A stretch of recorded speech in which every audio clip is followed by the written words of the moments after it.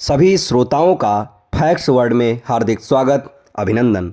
आज एक ऐसा तथ्य आप सभी के सामने प्रस्तुत है जिसे आप देखेंगे सुनेंगे तो आपको बहुत ढेर सारी जानकारी प्राप्त होती है। आज के वीडियो का शीर्षक है सिर्फ भरोसेमंद देशों के साथ काम करेंगे, गाजा में पाकिस्तानी सेना की भूमिका खारिज करने के इजराइल बयान के मायने। आइए जानते हैं। गाजा युद्ध के बीच अंतर्राष्ट्रीय स्तर पर भविष्य की सुरक्षा व्यवस्था को लेकर चर्चाएं तेज हैं। इसी संदर्भ में इजराइल की ओर से आया एक बयान न सिर्फ पाकिस्तान के लिए असहज है बल्कि पश्चिम एशिया की बदलती भू राजनीति को भी उजागर करता है। इजराइल ने स्पष्ट शब्दों में कहा है कि वह गाजा में किसी भी स्थिरीकरण या शांति बल के लिए सिर्फ उन्हीं देश के साथ काम कर सकता है जिन पर उसे भरोसा है, और इस दायरे में पाकिस्तानी सेना शामिल नहीं है। ये बयान इजराइल के भारत में राजदूत रूवेन अजार ने एक साक्षात्कार में दिया। बयान की पृष्ठभूमि क्या है? अमेरिका और कुछ पश्चिमी देशों में ये चर्चा चल रही है कि युद्ध के बाद गाजा में हमास के कमज़ोर होने की स्थिति में कोई अंतर्राष्ट्रीय स्थिरीकरण बल इंटरनेशनल स्टेबलाइजेशन फोर्स तैनात किया जाए। इसी कड़ में कुछ रिपोर्ट्स और अटकलों में ये सवाल उठा कि क्या पाकिस्तान जैसे मुस्लिम देश की सेना इस बल का हिस्सा हो सकती है।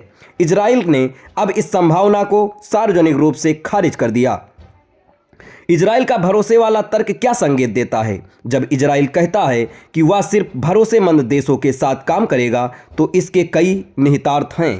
पहला ये कि पाकिस्तान पर रणनीतिक अविश्वास। इजराइल की नज़र में पाकिस्तान का हमास और फिलिस्तीनी मुद्दे पर रुख, इजराइल को लेकर उसका ऐतिहासिक विरोध और इजराइल को अब तक मान्यता न देना, ये सभी कारण उसे विश्वसनीय सुरक्षा साझेदार बनने से रोकते हैं। ये बयान बताता है कि इजराइल पाकिस्तान को निष्पक्ष या तटस्थ भूमिका में भी स्वीकार करने को तैयार नहीं है।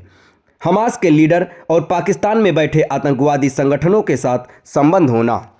दूसरा, गाजा में सुरक्षा पर पूर्ण नियंत्रण का चाह। इजराइल स्पष्ट संकेत दे रहा है कि गाजा की भविष्य की सुरक्षा व्यवस्था किसी ऐसे देश के हाथ में नहीं दी जा सकती जिसकी नीतियां इजराइल के सुरक्षा हितों से टकराती हों। ये बयान इजराइल की उस नीति को दोहराता है जिसमें वह सुरक्षा मामलों में समझौते के पक्ष में नहीं है। तीसरा, ये अमेरिका और अरब देशों के लिए संदेश। ये बयान सिर्फ पाकिस्तान के लिए नहीं है, ये संदेश देता है कि इजराइल किसी भी अंतर्राष्ट्रीय दबाव में प्रतीकात्मक मुस्लिम भागीदारी स्वीकार नहीं करेगा, चाहे वह अमेरिका या किसी अरब गठबंधन की तरफ से क्यों ना आए। यानी गाजा का भविष्य इजराइल अपनी शर्तों पर ही तय करना चाहता है। पाकिस्तान के लिए इसका क्या मतलब है? पाकिस्तान लंबे समय से फिलिस्तीन का खुला समर्थक और इजराइल का आलोचक रहा है, लेकिन ये बयान दर्शाता है कि पाकिस्तान की भूमिका फिलहाल राजनीतिक बयानबाजी तक सीमित है। ज़मीनी स्तर पर किसी भी अंतर्राष्ट्रीय व्यवस्था में उसकी स्वीकार्यता बहुत कम है। ये कूटनीतिक और पर पाकिस्तान के लिए एक झटका माना जा रहा है।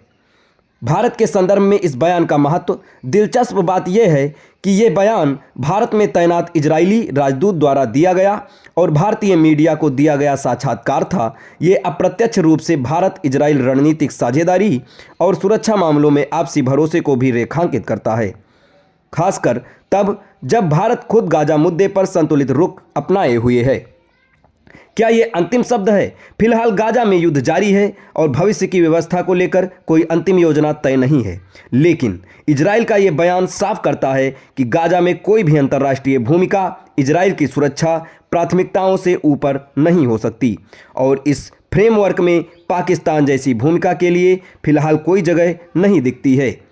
इन सब का निष्कर्ष ये निकलता है कि गाजा में पाकिस्तानी सेना की भूमिका को खारिज करना केवल एक बयान नहीं बल्कि इजराइल की सुख्ता और सख्त सुरक्षा नीति, पाकिस्तान इजराइल संबंधों की वास्तविकता और युद्ध के बाद की कूटनीतिक लड़ाई का संकेत है।